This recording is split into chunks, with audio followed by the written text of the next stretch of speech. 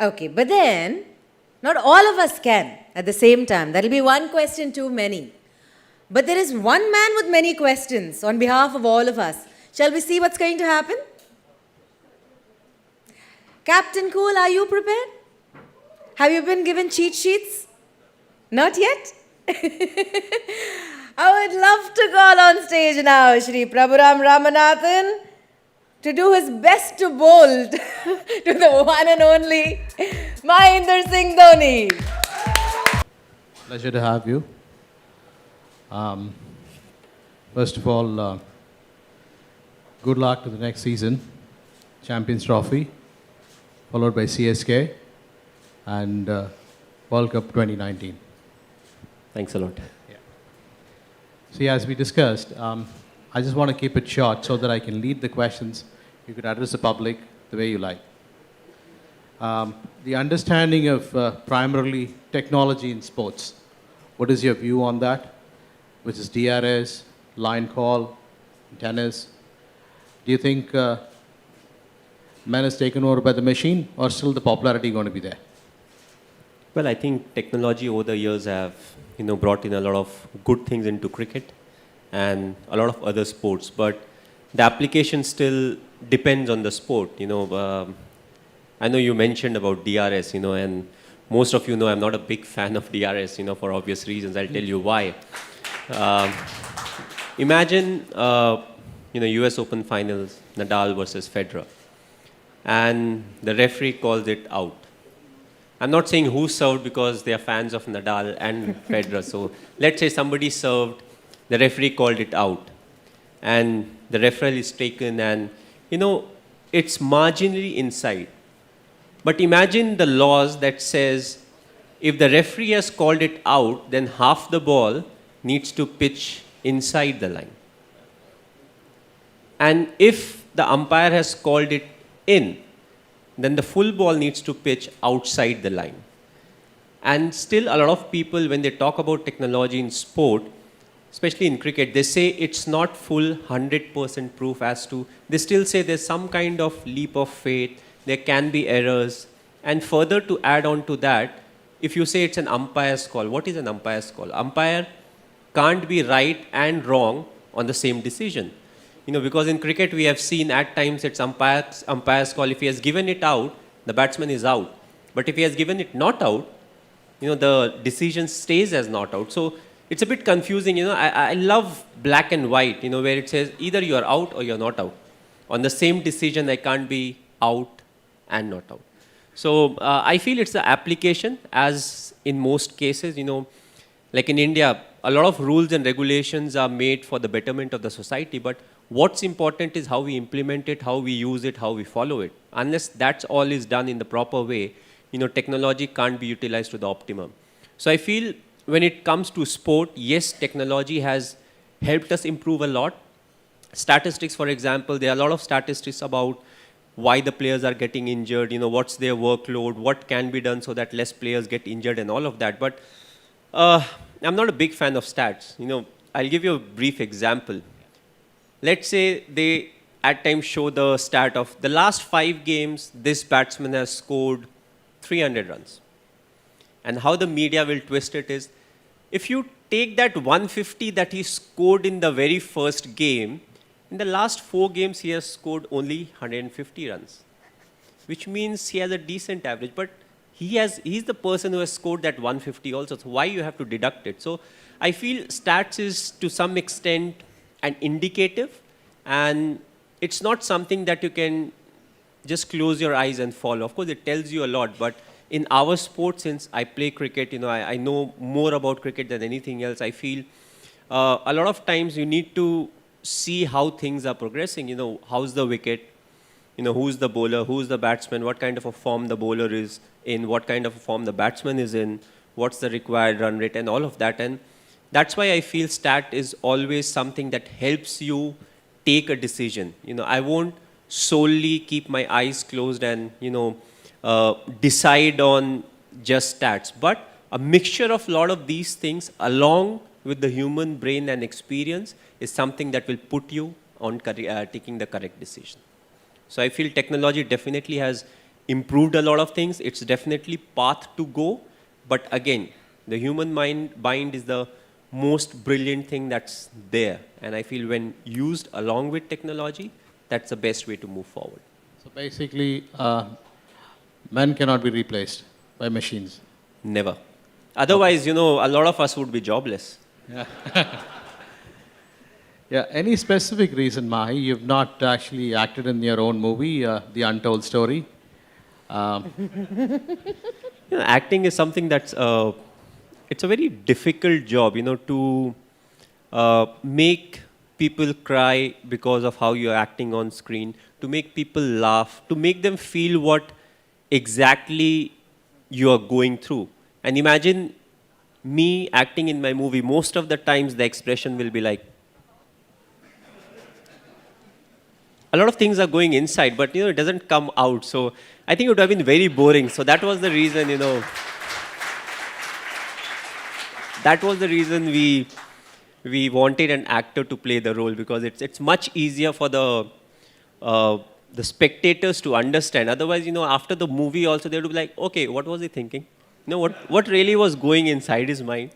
So that would have been tough. That's the only reason. Otherwise, I know I can act a bit, but I feel it's one of the most difficult things to do. Acting. Okay. What is a normal day like for Mahendra Singh Dhoni? Non-cricket, non-playing days. Well, it depends on the mood. Frankly, let's say if you're playing a game, it's a longish day, then you travel, then it's different. But if I say, okay, I'm home and what my normal schedule will be, it depends if I'm working out in the morning. Let's say I'm working out in the morning. So usually you'll get up by 7 o'clock, 7:30, freshen up. I would go to the stadium on my bike. I love to ride my bike. So I'll go to the stadium, do a bit of total running. number of bikes you have? I think I have 50 plus bikes. Okay. I'm a bit obsessive, and my sister and my mother and now my wife has also joined in, and they're like, why are you collecting all this scrap? They don't even call it antiques or investment. They just call it scrap. So I'm like, the bikes don't complain. If you don't keep them nicely, you don't clean them, you don't put fuel, they still don't complain. And the beauty is, whatever happens, you put the fuel in, you take care of the electricals, it still works. Right. And it never taunts back.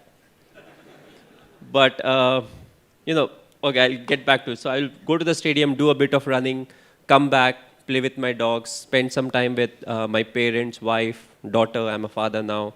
Then evening again, go back, do a bit of gym, followed by either badminton or billiards. That's something that I've just picked up now. Badminton is something that I used to play a lot. And after that, go back, and it's the same schedule. So I often find my schedule to be very boring, but that's what is needed of me. And I feel, that's a priority. I can contribute more in cricket if I can keep myself fit. So my first priority is to keep myself fit. Oh, very good. In terms of non-cricketing sporting personality, who's your favorite and what sport? Nadal in lawn tennis. Somehow I've always been a number 2 supporter. Not consciously, but it just happens. I was an Andre Agassi supporter, and he was number 2 that time. Steffi Graf, she was number 2. Then Nadal, number 2. Of course, he went on to become the world number 1. But I think his never die attitude. Even when it's the last point, he's losing, he'll still give in his best. And that's what is something that's very important, not to throw in the towel till the result is there. Often, what we have seen in our sport also, often it happens that, a few runs are needed, the wicket is flat, they have more wickets in the dressing room. Then what happens is you tend to back off saying, okay, we have lost this game and, let's look for the next one. But what's important is still give in your best and still try to win the game from that position. And you can still get a lot of positives out of it. Let's say, for example, when we were playing for CSK, and there were games where, there was, let's say, 90 to 95% chances of us losing because the game has progressed that way. Maybe we didn't score enough runs. But what's the positive to get out of that game? And I always kept the picture in mind. It's a 14 games. You have to do well in 14 games, then you qualify for the semis or the knockouts. So I said, if we can prolong their victory. It does affect the run rate. And at the end of the 14th game, I don't want to be in a position where you're calculating the run rate and suddenly it comes to you that the fourth game that we lost, if we would have bowled slightly better, maybe this run rate would have been slightly better for us and we would have qualified. So that's why, Nadal, for me, he never throws in the towel and gives his best, whatever the situation may be. Your take on the comparison between Sachin and Virat Kohli, you played with both of them. What is your opinion and who do you like? Or give an example of their attitude in terms of the... I've always believed not to compare individuals. The reason being there are a lot of things that are very different, especially comparing two people who played in different eras. The game has evolved a lot. If you talk about the ODIs, let's only talk about the ODIs.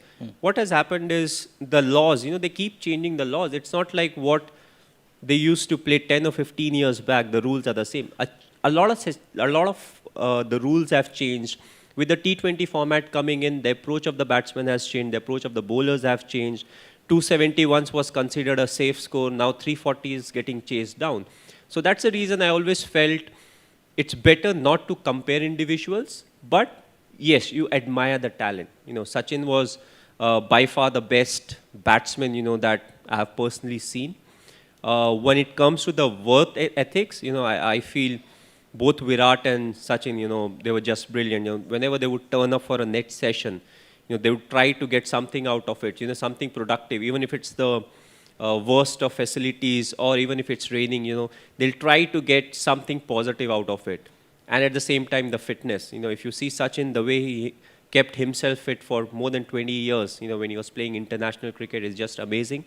And the same thing with Virat, he's in his prime form, fitness, and he's looking forward. He's looking forward 10 years, and he's preparing right from now. So I feel both of them are very special. I won't compare. It's difficult for me to pick one individual. But if I have to say something, I think India is blessed that both of them play for us. Life for Mahi at 45.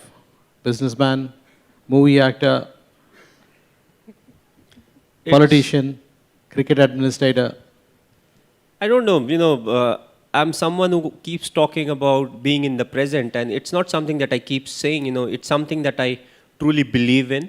And for me, at 45, which is another, I think, 9 years, if I'm not wrong, that's a long time to look ahead. There are plenty of things that I need to focus on right now. And I feel it's always important to be in the present, focus in the present, because what I'm doing in the present will have an impact on the future. And I don't know where I will be in the next 5 years. So to predict about something that's 9 years down the line, it's very difficult. But one thing I can definitely predict is at 45, I will be 45 in the sense I have not mixed my date of birth. So that's the only thing I can say right now. Well said. Few words about Chennai and your connection, and now we have brought you here. There was a TNPL last year, this tech play, so we're kind of filling the void. How do you feel? And Chennai is a very special place. I made my test debut over here. It's very different to the environment I grew up upon, and I was taken by CSK. I had no clue which franchisee I would go to, but I feel that actually helped my cricket a lot, right from the management that was there and the fans. The people out here, they truly love the sport. They back their teams. But something that was really amazing was to see the crowd's reaction when the other team was also playing good cricket. They would appreciate it. Yes, they wanted CSK to win, but at the same time, they would appreciate a good shot. They will appreciate good bowling. And yes, they were always behind us. Whatever the amount of runs that was needed, or if you're looking to get the opposition out, they were always with us. And also the approach of the people. I always felt it was an eye-opener for me, right from the start. And spending those 60 days over here was truly special. And I became more about the process than the result. And I feel the management played a big role in that, because all of them, they understood sport, and in particular cricket. And that's why if we lost a game and if I was coming out, most of them knew by the time what went wrong, which over it went wrong, who was the batsman, who committed that error. So it made the job very easy. And at the same time, there was no undue pressure on any of the individuals. And the whole concept of being a team, being a family, it became stronger and stronger. And after that, I tried to use the same thing when it came to the Indian cricket team also. And I felt the time that I spent over here really improved me, not only as a cricketer, but also as a human being. Few words about Tech Play and India Cements. Well, I've been with India Cements for quite some years now, and we in India Cements, we are not only about making profits. It's not only about making money out here. We care about people. We care about people who work with us, who are part of us, and it's evident with the kind of stuff we keep doing. Yes, we want to become a bigger company. We want to expand. We want to get into different things, but after that, we also want to take care of the people who are with us. It's not only about us in the company. It's about everyone in the company. And that shows in the kind of CSR that we keep doing. And Tech Play, of course, I feel technology is definitely the future. I've got a lot of briefing from him when it comes to technology because I know a lot about cricket. I know a lot about India Cements. But when it comes to technology, it's slightly out of the comfort zone, slightly out of the tunnel vision. But yes, I feel technology is the way to go. And that's where India is moving. I still feel, I remember the time when we used to have GPRS in our phone. We used to be very happy, internet is working. Now we have reached a stage where we are into 4G. And still I feel there's plenty of room for us to improve. Not in terms of the internet speed, I'm saying, in terms of using the application, in terms of using the technology. And that's where I feel something like a Tech Play will make it more and more interesting, making life easier at the micro level and at the urban environment also. So I would like to wish you guys all the very best. Thank you. But at the same time, it's a market that keeps innovating. You have to be slightly ahead. You have to be slightly out of the box. But at the same time, keeping it simple is something that is the key. Keep it simple, but at the same time, look to improve. Thank you, Mahi. Ladies and gentlemen, Mahendra Singh Dhoni. Thank you. Thank you. And that was Vice President Marketing, India Cements Limited, Shri Mahendra Singh Dhoni. Please stay on stage with us. We're in conversation with Prabharam Ramanathan, Executive Director, Tech Play Systems Limited. I would request Shri Ramanathan to present Shri Dhoni with a token of our love and appreciation. It's been so wonderful having you here with us, and it's been wonderful listening to your answers. We always knew they were impeccable, but there's one thing you haven't addressed yet. Who taunts back after the fuel? Fuel.